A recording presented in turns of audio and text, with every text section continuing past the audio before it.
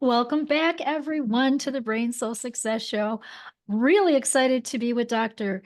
Eric Osansky here today. You're going to learn some really cool things about thyroid from him. He actually is an expert in hyperthyroidism. So he's a functional medicine and nutrition expert with advanced credentials, including a master's degree in human nutrition, functional medicine, certificates in clinical nutritionist and certified nutrition specialist.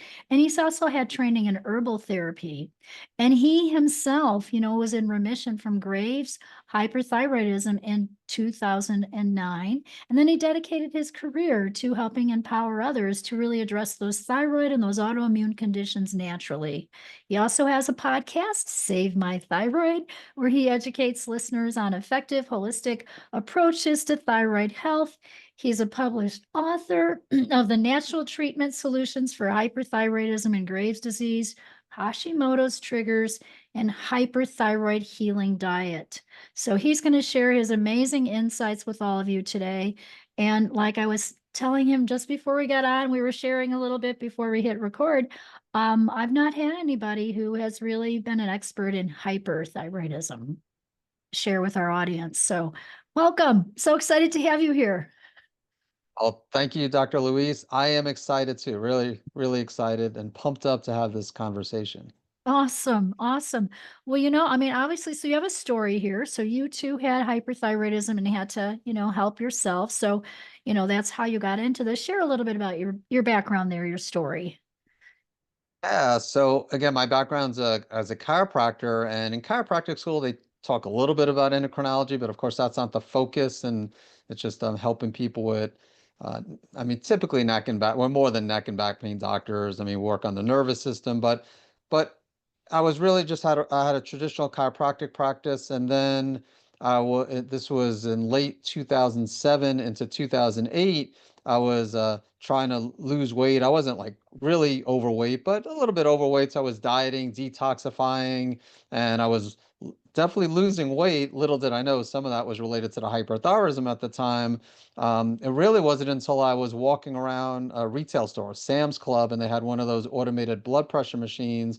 And so I just decided to take my blood pressure, and which was fine. But then I was surprised to see my heart rate was elevated. It was 90 beats per minute. And I thought, well, maybe it's just because I was walking around. So the next few days, I Mhm. manually took my heart rate, my resting heart rate, and it was anywhere between 90 and 110 beats per minute. And that's when I realized, okay, something's not right here.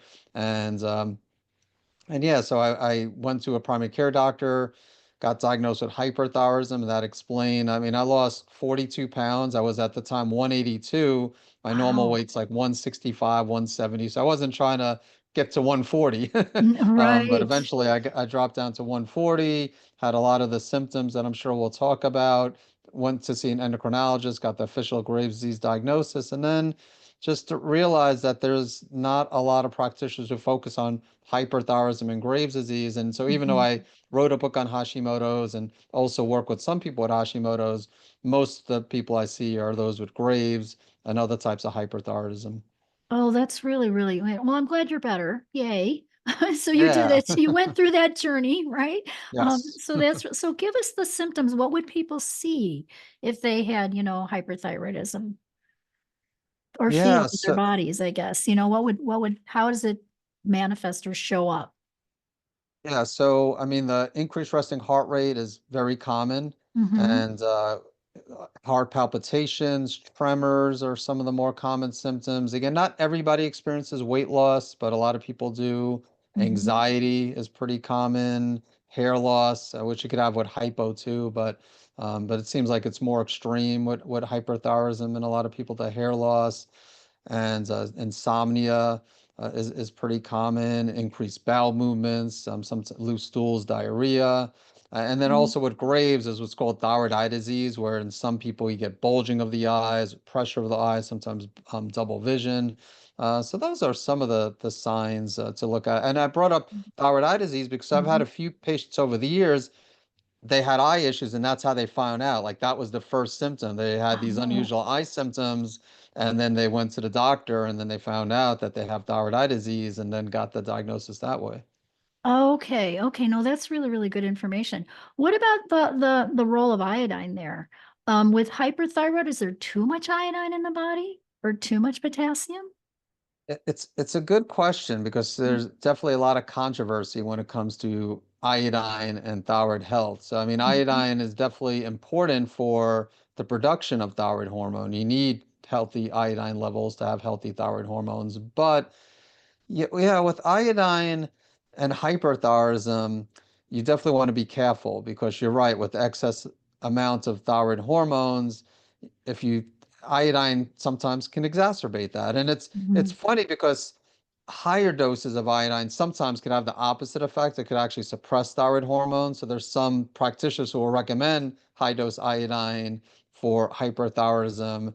And quite frankly, years ago, I was on the high dose iodine bandwagon, but then realized mhm, that it's not a good idea for not. I mean, everybody's different, but you just never know who's going to have that bad reaction. It could also, in some cases, exacerbate the autoimmune response. I mean, we're talking about like milligram doses of iodine, like really like 25, 50 milligrams of iodine. So, mhm, so yeah, so with iodine, I'm not against it because it's important. We all need mhm. iodine, just like we need other minerals.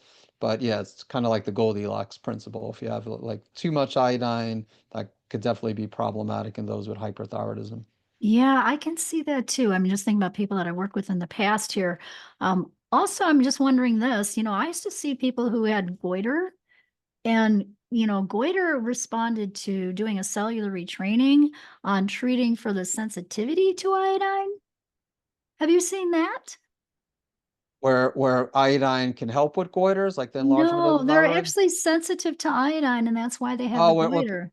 where people with iodine. Okay, it's the opposite. Yeah, I mean, with goiters and also thyroid nodules, we see that too. It could actually be. I've seen both sides where, like if someone has an iodine deficiency, that could cause a goiter. But yeah, in some cases, if someone has a goiter, someone has thyroid nodules, sometimes Mhm, that could actually worsen the goiter or the thyroid nodules. So yeah, it comes down to everyone is different, and as you know, the body is complex. mhm, But yeah, there's some people when they have a goiter, they'll do searching and they'll find online that it's due to an iodine deficiency, but that's not always the case. So you need to be careful. There could be numerous factors. Like when I dealt with Graves, I actually had a mild goiter, which was due to the excess amount of thyroid hormone. So too much thyroid hormone, too mhm. little thyroid hormone, could also lead to a goiter. And then how do you test for that to make sure there's not too much or too little? Like, how do you figure Of that out? of thyroid hormone or iodine. The thyroid hormone, the thyroid hormone, I guess I know some of those tests, but are you testing for T3, T4, TSH, all of those? Yes. So I test for in everybody thyroid stimulating hormone, which is TSH, free T3. I test the free T4. I test the antibodies, reverse T3. I don't test in everybody. Now, reverse T3, which is the Mhm, inactive form of thyroid hormone, whereas T3 is the active form. It's elevated in most people with hyperthyroidism, which makes sense because T3, reverse T3 seems like it blocks the entry of thyroid hormone. Like it's just mm. which it makes sense in hyperthyroidism. You have too much thyroid hormone, so most people have elevated levels of reverse T3. So I stopped testing years ago reverse T3 in my hyper patients because it really it doesn't change the treatment plan, and I expected to see it elevated. Whereas on the other hand, if someone has Hashimoto's, it might Mhm. make sense to look at reverse T3 because if they have elevated reverse T3, that can mean there's an issue converting T4 into T3. Then the question is what's causing. And in the case of hyperthyroidism, we know what's causing the elevation of reverse T3. But in Hashimoto's, there could be other reasons, even like chronic stress and infections, for example. Okay, so it's very, very different, isn't it, than treating Hashimoto's? It is. I mean, Mhm, at least from a symptom management standpoint, I mean, they're both Graves and Hashimoto's are, of course, both autoimmune conditions. So when it comes to addressing different types of autoimmune conditions, there's definitely overlap.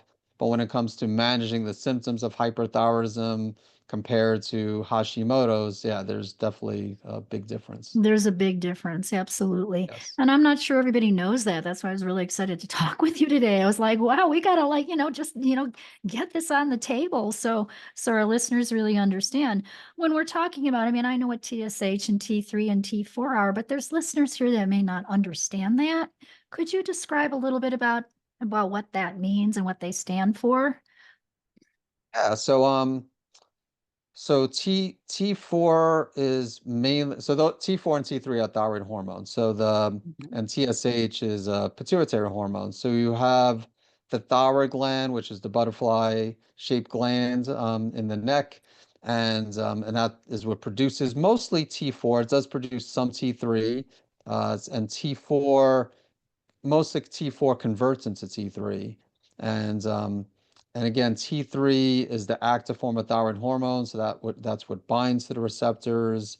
And so TSH is again a pituitary hormone, and so the pituitary communicates with the thyroid gland. So in the case of hypothyroidism, when you have thyroid hormone levels that are too low, so the pituitary gland is going to say, hey, we need to produce more thyroid hormone. So you're going to have higher amounts of TSH communicating with the thyroid gland to try to increase the output of mostly T4, some T3. And again, Mhm. that T4 is going to convert into T3 unless if someone has a conversion problem, which is actually common too. And so you might see normal T4 levels and lower T3 levels on a blood test indicating a potential conversion problem. Hyperthyroidism, it's the opposite. You have too much thyroid hormone. So the pituitary gland is telling the thyroid gland, no, we can't, let's not produce any more thyroid hormone. So usually you'll see not only low TSH levels, but depressed TSH levels in hyperthyroidism, and especially Graves' disease. So with hypothyroidism, again, you have higher TSH, lower T3 and T4, and Mhm. then in hyperthyroidism, you typically have you have low TSH and then elevated T3 and T4. Um, Oh, yeah, that's great. No, that's a great description. I'm sure that's going to help some people here who are, don't understand that or at the very beginning of their path of going, I think I have some thyroid issues. What do I need to do about it? Right? And they may not know the differences here at all. So that's really, really helpful. And then what about like treatment? How do you then balance that hyperthyroidism? yeah, it's a great question. So, I mean, when it comes to well, there's a few different ways because you could look at when I think of how do you address it, obviously, if it's Graves' Hashimoto's, it's more of an immune system condition than a thyroid condition.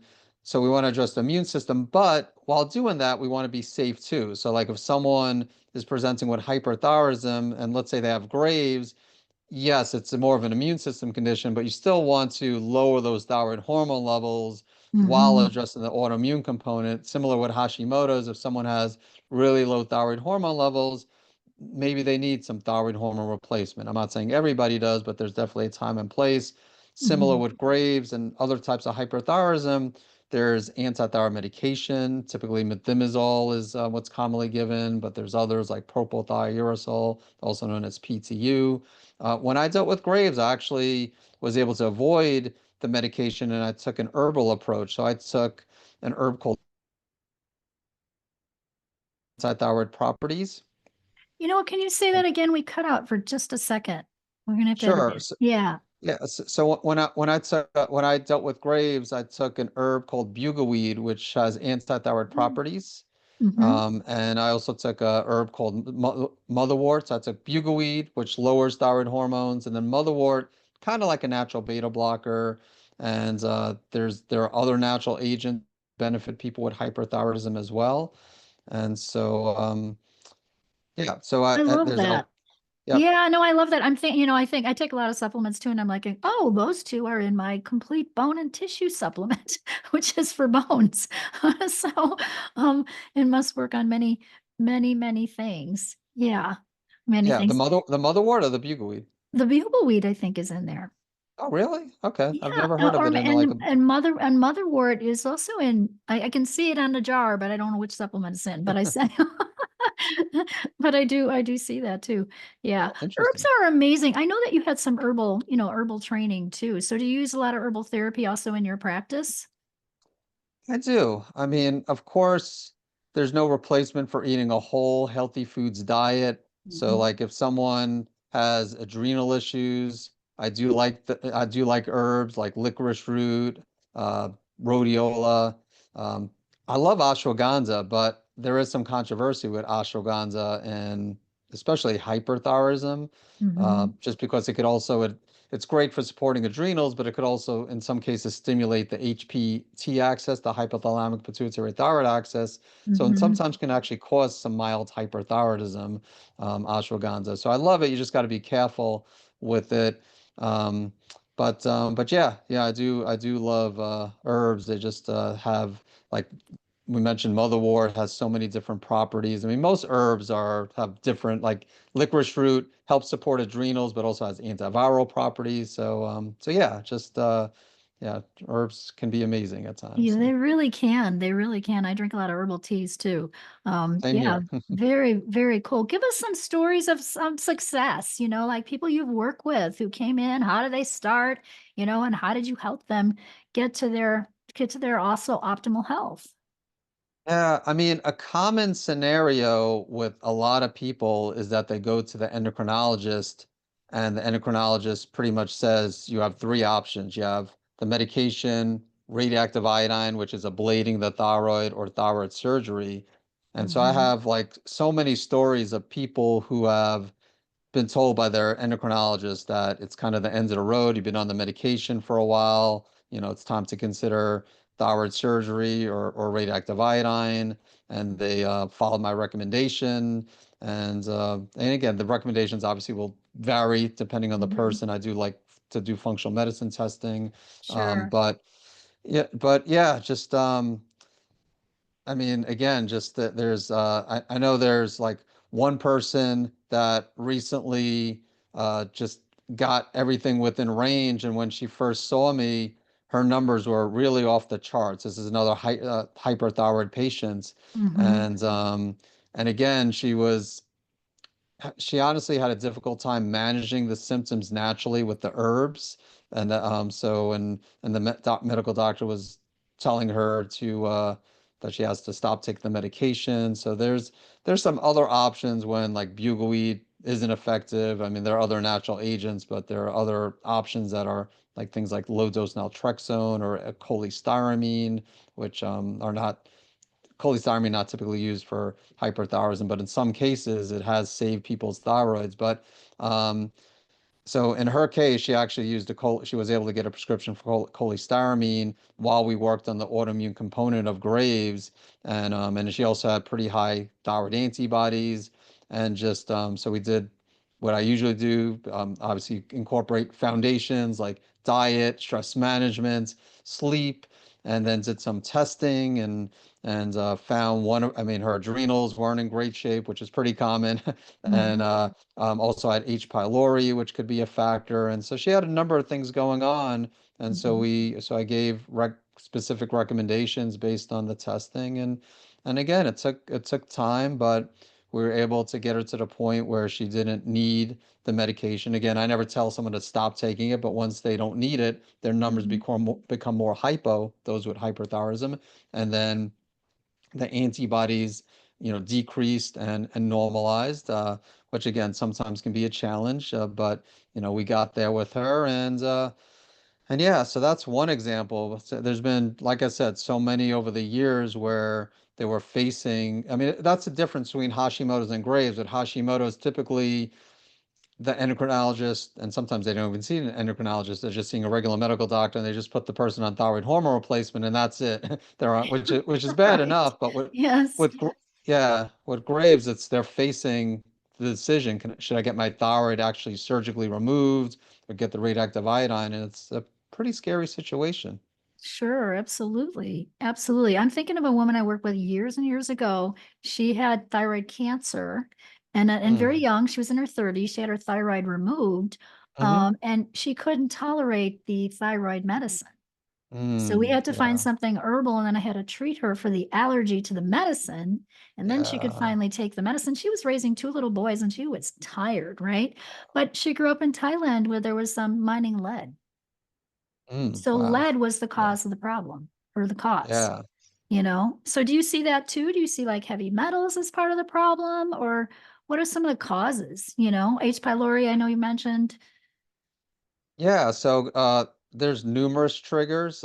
In my book Hashimoto's Triggers, I cover a lot of them, but there's four categories I discuss. So food, stress, chemicals, infections.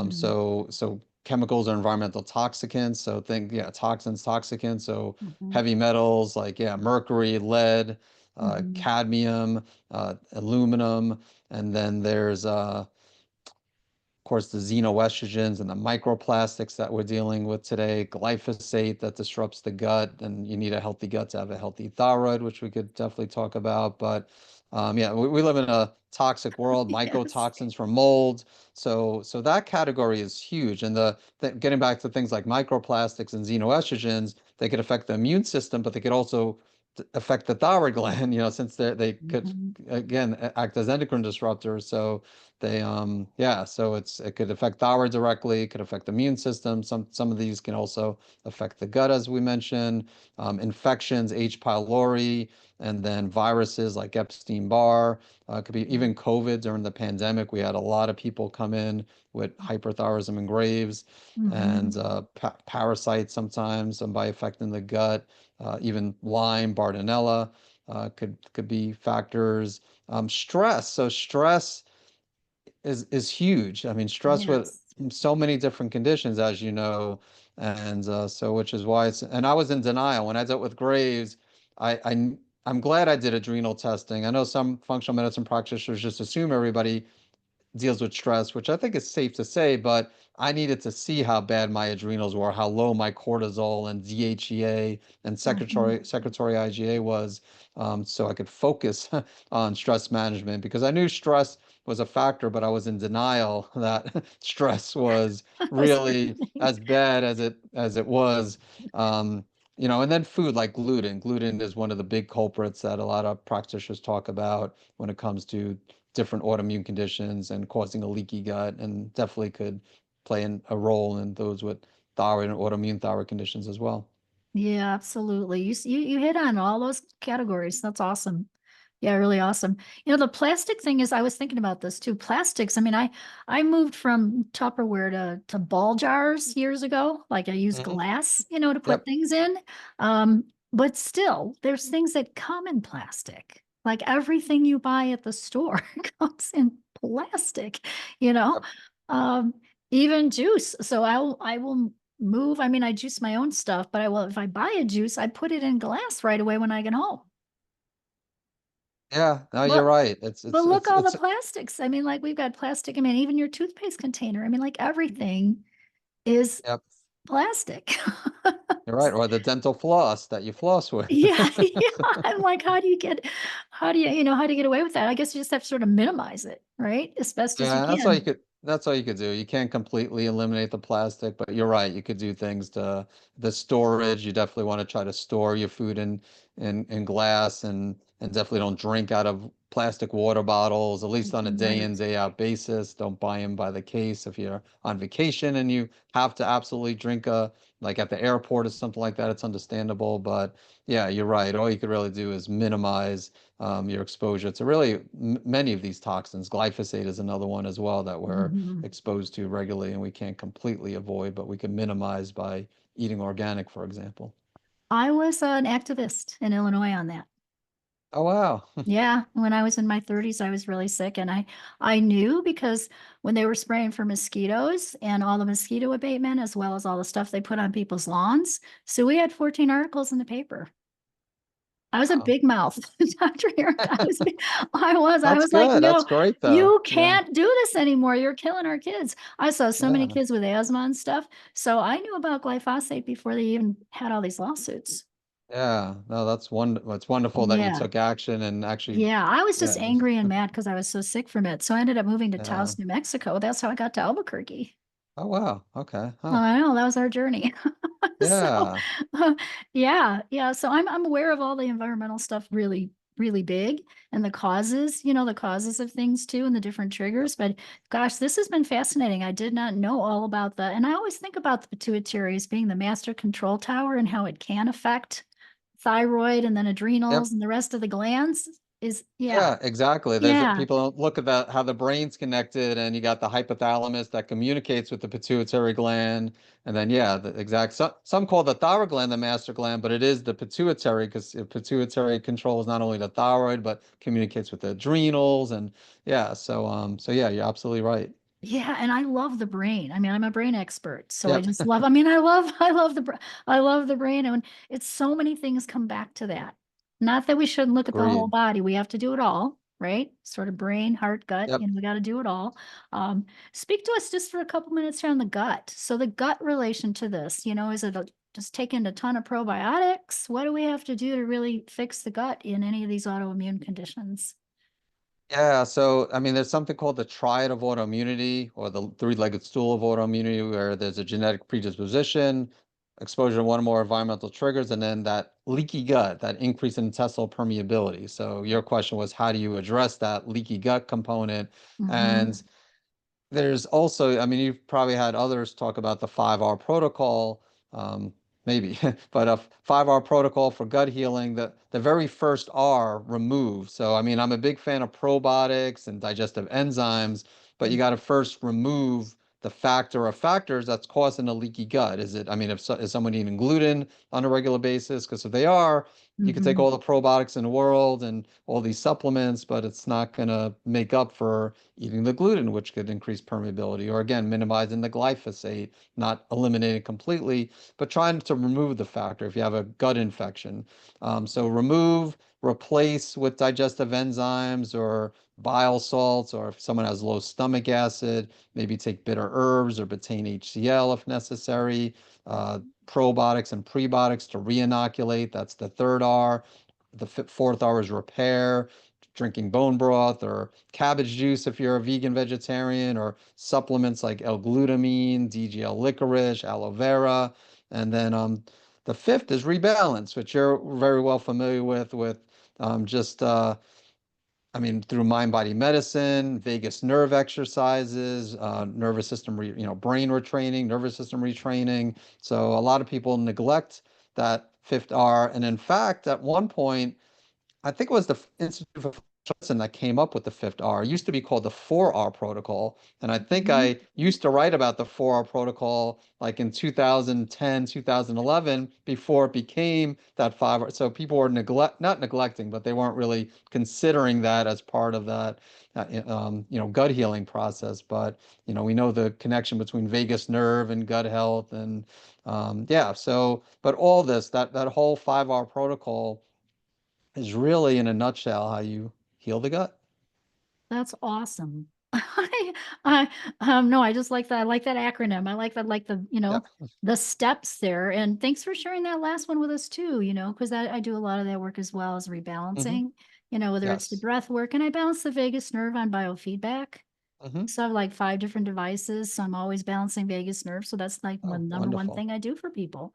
Yeah, for sure. But we all have stress in our lives, everybody's We stressed in do. a different way. And so it's really learning how to cope and using some tools, right? And Yep. everybody's going to find something different. Meditation, walking, playing golf, doesn't matter.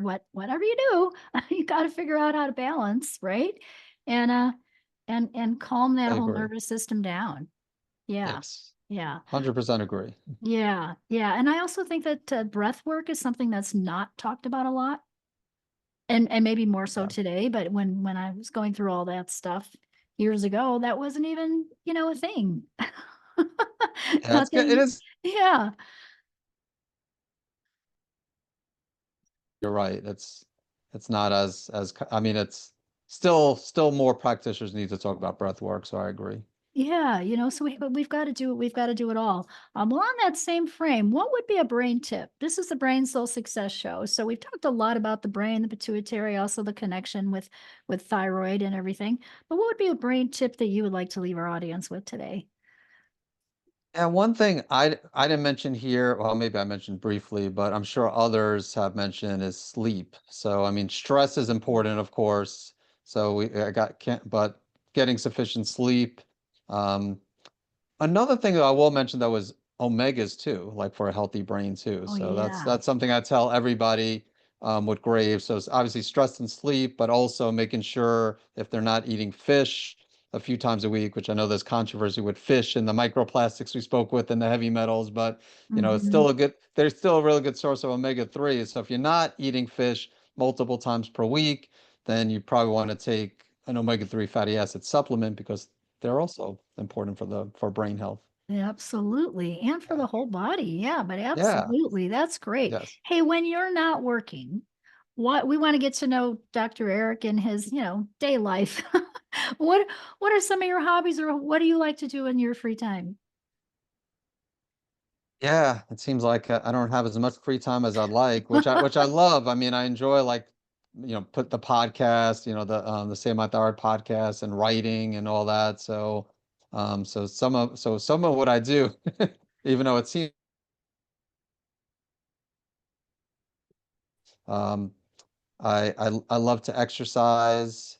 So being active, just do a lot of walking and spending time with the family is something I do. So yeah, those are some of the things. So reading, exercising, walking are yeah, it's during some of my downtime. In your downtime. That's Yes. awesome. That's awesome. So it sounds like you lead an amazing holistic life, right? You're doing all those things. I do the same. Those were the things I would like to do, you know, in my free time as well. And gosh, this has just been delightful. I know you have some free gifts for our audience here too. Tell us a little bit about that. Yeah, I mean, I have a thyroid checklist. Where to help people talk about go into greater detail with the different types of triggers, Mhm. and for those with especially with Graves and Hashimoto's, and then also have a healthy gut, healthy thyroid newsletter as well. And so those I always forget when I tell people about the free gifts. I don't always remember, but those are the more common free gifts I mentioned. The checklist is very popular. People love the checklist. And the Mhm. newsletter I just started early in January of 2025. So and that's also seems to be a hit. Oh, that's awesome. Well, Yeah. good for you for using your writing there. That's wonderful. Yeah. And we'll put all those in the show notes. You'll have the link for those, but give us your website here too, so people know how to check you out and connect with you. Sure. So it's funny, I have two websites. So I started Natural Endocrine Solutions was my first one in 2010. And then when I released the Save My Thyroid podcast in 2021, I'm like, SaveMyThyroid.com is a lot easier to remember than naturalendocrinesolutions.com and easy to spell. So then I came out with SaveMyThyroid.com. So I guess if you want to listen to the podcast, SaveMyThyroid.com. If you want to read articles and blog Mhm. posts, those are on naturalendocrinesolutions.com. Oh, that's awesome. Thank you so much for being with us today. This has been Thank you. delightful. Oh my gosh, we Yeah, learned thank so you. much from you. And I can tell you do such a great job with your people. So thanks for the good work that you're doing in the world, Dr. Eric. Yeah, I appreciate it, Dr. Louise. Thank you so much for having me and really enjoyed this conversation. Yeah, I did too. I did too. And remember, everyone, follow your heart and take your brain with you.